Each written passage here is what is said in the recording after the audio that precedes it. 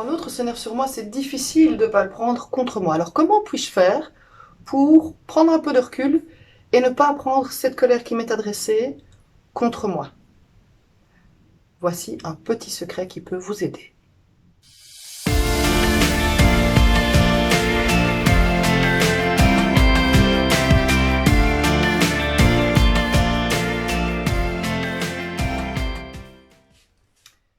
Thomas Gordon parle d'obstacles à la communication ou de messages risqués. C'est un grand spécialiste de l'écoute et il explique que si je suis en colère ou si l'autre est en colère, si l'interlocuteur répond ce type de message, eh bien ça risque d'augmenter la colère et la tension de l'autre, et donc indirectement la mienne aussi.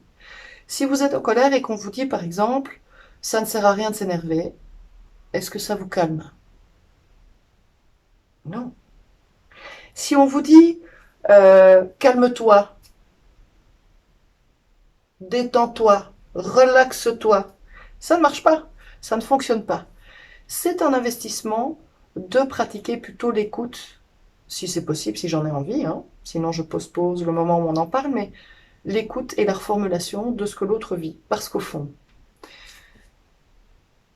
il m'agresse, il s'énerve, il est en colère, parce que dans ce que j'ai dit ou fait, il y a un déclencheur, il y a quelque chose qui fait limite chez lui, qui est, qui est compliqué et qui est un dépassement de ses limites à lui. Donc je ne suis pas coupable en soi, ça c'est moral comme considération. Il y a un déclencheur émotionnel de colère dans ce que j'ai dit ou dans ce que j'ai fait. Et je peux l'explorer en posant des questions, mais aussi simplement en reformulant, ce qui me permet de gagner un peu du temps, de revoir une éventuelle contenance par rapport à l'autre, euh, et de réguler une partie de mes tensions. Qu'est-ce que je peux dire par exemple, plutôt que calme-toi ou arrête de t'énerver ou t'es trop susceptible, ce qui sont des messages risqués, je peux par exemple dire ok, ça t'énerve. Oui, tu n'es pas content que j'ai dit ça. Ça ne te va pas. Tu t'es vraiment senti vexé ou blessé ou déçu ou que sais-je. En tout cas, reformuler la manière dont l'autre le vit. C'est bien son vécu, c'est ni vrai ni faux, c'est comment il le vit dans ses tripes. Et donc, je ne dis pas que c'est bien ou mal, que c'est vrai ou faux, que je suis d'accord ou pas d'accord. Ça, c'est mental, c'est du jugement par rapport à la situation.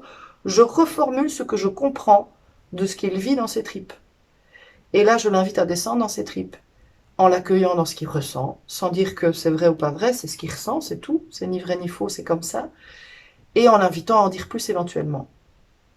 Voilà une des astuces très utiles pour ne pas prendre la colère de l'autre contre moi.